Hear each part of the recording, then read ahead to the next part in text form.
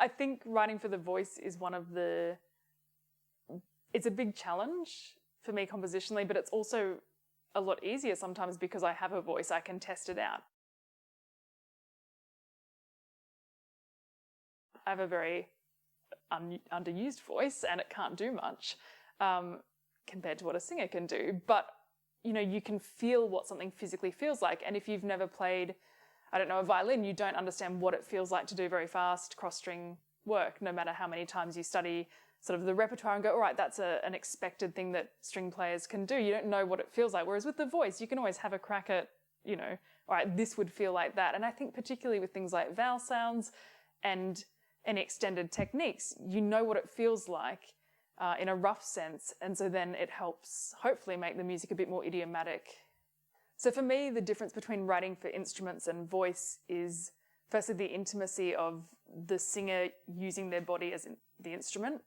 And I think that translates differently to the audience. And so the physicality of that is really important to me as a composer, and it's something that I think about. And I think about physicality of gesture with instrumental playing as well, but there is a clear distinction in my mind when I'm imagining what the piece will visually look like and how it will communicate. And then also writing with text and sort of using the musician as a vehicle for both text delivery and musical lines, and hopefully those combine in an effective manner. But that's sort of the challenge, is how you can stay true to the text, communicate what you believe it is saying, whilst creating this kind of musical shape that's effective, you know, in a structural sense, is one of the challenges and also delights of writing vocally.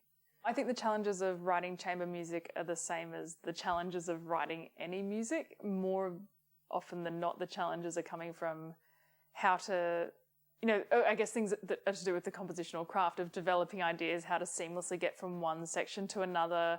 I don't think the challenges necessarily come from the ensemble.